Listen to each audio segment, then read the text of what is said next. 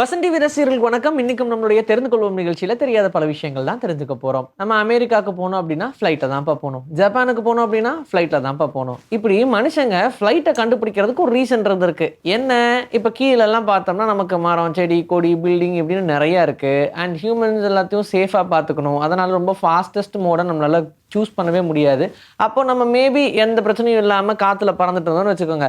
ரொம்ப ஈஸியா எந்த இடங்களுக்கு வேணா போகலாம். அப்புறம் இந்த தண்ணியை பத்திலாம் பிரச்சனை இருக்காது அப்படின்ற ஒரு எண்ணத்துக்காகவே ரைட் பிரதர்ஸ் அதுக்கு முன்னாடி நிறைய பேர் எக்ஸ்பெரிமெண்ட் பண்ணாங்க. அதுவே 30 கோடி வருஷத்துக்கு முன்னாடி இந்த ஃப்ளைட் வேணுமான்னு கேட்டா வேண்டாம்னு தான் சொல்லியிருப்பாங்க. ஏன்னா நீங்க அமெரிக்காவுக்கு பஸ்ல போகலாம் அண்ட் ஜப்பானுக்கு ட்ரெயினில் போகலாம். இப்படி எல்லா இடங்களுக்குமே ரொம்ப ஈஸியான டிரான்ஸ்போர்ட்டேஷன் பண்ணிக்கலாம் அப்படின்ற மாதிரி தான் இருந்துச்சு. ஏன்னா அப்போது பிரிஞ்ச இருக்கக்கூடிய இந்த காண்டினென்ட்ஸ் இருக்கு இல்லையா, கண்டங்கள் எல்லாம் முன்னாடி ஒன்றா தான் இருந்துச்சு.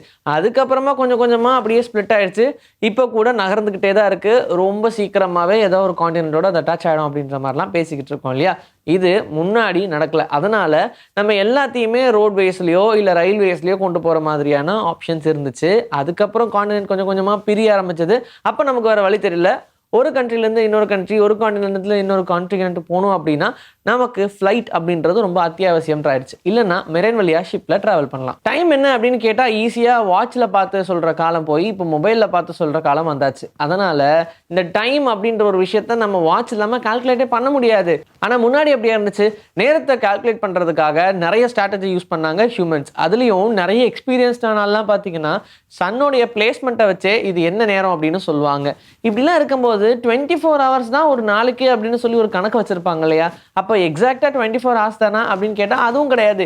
23 மணி நேரம் 54 நிமிஷம் தான் நமக்கு ஒரு நாள் அப்படின்னு சொல்கிறாங்க. அப்படின்னா அந்த நிமிஷங்களை நம்ம கால்குலேட் பண்ணாமல் ரவுண்ட் ஆஃபாக நம்ம சொல்லிடுறோம். ஆனால் உண்மையிலேயே இவ்வளோ தான் டைம் இருக்குது. ஸோ 24 hours அப்படின்னு இதுக்கப்புறம் நம்ம சொல்ல முடியாது. பட் நமக்கு ரவுண்ட் ஆஃப் ஃபிகராக இருந்தால் தான் நம்ம ஒவ்வொரு நாளையும் ஈஸியாக கால்குலேட் பண்ண முடியும் அப்படின்றதுனால ரவுண்ட் ஃபிகராக மாற்றி வச்சிருக்காங்க. ஹியூமன்ஸ் வாழ்றதுக்கு மார்ஸ் ரொம்ப தகுதியான இடம்னு சொல்கிறாங்க. ஏன்னா எர்த்து மாதிரியே அதுவும் இருக்குது. அதனால அங்கே மனுஷங்களால ரொம்ப ஈஸியாக வாழ முடியும். இப்போ இங்கிருந்து நம்ம மனுஷங்களை அங்கே கூட்டிகிட்டு போனோம்னா அவங்க அங்கே வாழ்கிறதுக்கு ரொம்ப ஈஸியாக இருக்கும். ஏன்னா ஏர்த் மாதிரியே இருக்கிறனால. இதுவே ஆக்சிஜன் இருக்கக்கூடிய பிளானட்லாம் நிறைய இருக்குது, அங்கே கொண்டு போய் விடுறோன்னு வச்சுக்கோங்க. அப்போ அவங்களால அடாப்ட் பண்ணிக்க ரொம்ப கஷ்டமாக இருக்கும். இப்போ உதாரணத்துக்கு சாட்டர்னுடைய மூன் டைட்டனம் இருக்கு இல்லையா, அங்கே ஒரு வேளை ஹியூமன்ஸ் அனுப்புகிறோன்னா அங்கே என்ன தான் ஹியூமன்ஸ் வாழ்கிறதுக்கு கெப்பாசிட்டி இருக்குன்னு சொன்னாலும் அங்கே கிராவிட்டி ரொம்ப கம்மி. இப்போ பூமியில் நம்ம பறந்தால் நல்லாயிருக்கும் அப்படின்னு நினைக்கிறோம்ல, அதே மாதிரி நம்மளால் அந்த சாட்டர்னுடைய மூனில் பறக்க முடியும். ரொம்ப ஈஸியாகவே லேண்ட் பண்ணலாம், பறக்கலாம். இப்படி எல்லா விஷயங்களுமே நம்மளால் பண்ண முடியும். ஆனால் இப்போ இருக்கக்கூடிய ஹியூமன்ஸை கொண்டு போய் அங்கே விட்டோம்னா அவங்க ரொம்ப ஸ்ட்ரகிள் பண்ணுவாங்க. அதை கற்றுக்கிறதுக்கே அவங்க ரொம்ப கஷ்டமாக போயிடும். அப்படின்றதுனால தான் அந்த மாதிரி ஒரு ஆப்ஷனே எடுக்கலை. மேபி மார்ஸுக்கு கொண்டு போனதுக்கப்புறமா அங்கே கொஞ்சம் ஹவுஸ்ஃபுல் ஆனதுக்கப்புறம் மறுபடியும் வேறு பிளானட்டுக்கு மாற்றுவாங்கன்னு நினைக்கிறேன். பார்ப்போம். நம்ம சேனல்லேருந்து பார்க்கும்போது ஒவ்வொருத்தருக்கும் ஒவ்வொரு சாப்பாட்டு கடை இருக்குப்பா அப்படின்னு சொல்லுவோம். ஸ்நாக்ஸ் ரெஸ்டாரண்ட் அப்படின்னு நிறைய இருக்குது. ஏன் தள்ளுவண்டி கடையிலிருந்து எக்கச்சக்கமான கடைகள் இருக்குது. அப்படி ஒரு வேளை நம்ம ஒவ்வொரு கடையாக சென்னையில் இருக்கிறதுல சாப்பிட ஆரம்பிக்கிறோம்னு வச்சுக்கோங்க. அப்போ ஹோல் சென்னையை நீங்கள் சாப்பிட்டே கம்ப்ளீட் பண்ணுறதுக்கு 26 வருஷம் ஆகும் அப்படின்னு சொல்கிறாங்க. நம்மெல்லாம் சென்னையில் இருக்கிறதுனால நமக்கு இதை பற்றி தெரியல. ஆனால் அவுட் சைட் கண்ட்ரியில் இருக்கிறவங்க எல்லாருமே சென்னையை பார்த்தாங்கன்னா ஒரு நல்ல ஃபுட் ஹப் அப்படின்னு சொல்லுவாங்க. ஏன்னா இங்கேயும் ஃபுட்டுக்கு பஞ்சமே இல்லைன்ற மாதிரி வேரியஸ் டிஷ்ஷஸ் கிடைக்குது. ஆல் குசினை சமைக்கக்கூடிய இடம் அப்படின்றதும் சென்னைக்கு இருக்குது. ஏன்னா இது ஒரு மெட்ரோபாலிட்டன் சிட்டி அப்படின்றதுனால ஈவன் டூரிஸ்ட் பிளேஸாகவும் இருக்கிறதுனால நிறைய கண்ட்ரிலேருந்து இங்கே வராங்க. அப்போது அவங்க மல்டி குசின் ட்ரை பண்ணணும்னு நினச்சாலும் நம்மக்கிட்ட இருக்குது. இப்போது நீங்கள் ஒவ்வொரு நாளாக சாப்பிட ஆரம்பிச்சிங்கன்னா 26 வருஷம் ஆகுமா ஃபுல்லாக கம்ப்ளீட் பண்ண.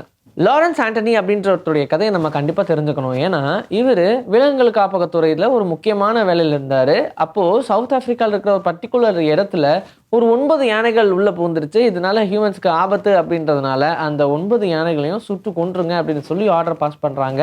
ஆனால் அப்போது இந்த லாரன்ஸ் ரொம்ப ரெக்வெஸ்ட் பண்ணி அந்த 9 யானைகளுக்கும் சாப்பாடை கொடுத்து மெதுவாக அவங்கள காட்டுக்குள்ளே அனுப்பிச்சி வச்சுருக்காங்க.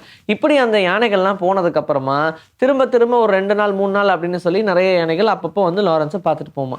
2012 அவர் இறந்ததுக்கு அப்புறமா அந்த யானை கூட்டமாக வந்து அவருக்கு மரியாதை செலுத்தியிருக்கு. அதுக்கப்புறமா மறுபடியும் ஒரு வருஷம் கழிச்சு அதே நாளில் திரும்ப அந்த யானைகள்லாம் வந்து மரியாதை செலுத்தியிருக்கு.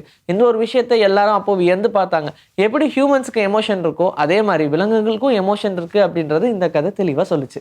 1894 ஒரு பையன் அவன் கடலுக்குள்ளே போயிட்டான். அவன் இறக்குற ஸ்டேஜில் இருக்கும்போது ஒரு சர்ச் ஃபாதர் அவரை காப்பாற்றியிருக்காங்க. ஆனால் அந்த பையன் வளர்ந்ததுக்கு அப்புறமா 7.5 கோடி பேருடைய இறப்புக்கு காரணமாக இருந்திருக்கான். அவன் யார் தெரியுமா? ஜெர்மனி ஆண்ட ஹிட்லர். ஹிட்லருடைய கதை அப்பவே முடிஞ்சிருக்க வேண்டியது. ஆனால் எப்படி கடவுள் காப்பாற்றிருக்காருன்னு பாருங்க. காப்பாற்றி நிறைய பேர் அவர் காப்பாற்றிருந்தா கூட பரவாயில்ல, ஒரு பெரிய ராஜ்யத்தையே உருவாக்கணும் அப்படின்னு சொல்லி நிறைய பேருடைய வாழ்க்கையை முடிச்சாரு அப்படின்னு சொல்லலாம். ஸோ அந்த ஹிட்லருக்கு எப்பயோ வாழ்க்கை முடிய வேண்டியது. இதுதான் விதியுடைய விளையாட்டு.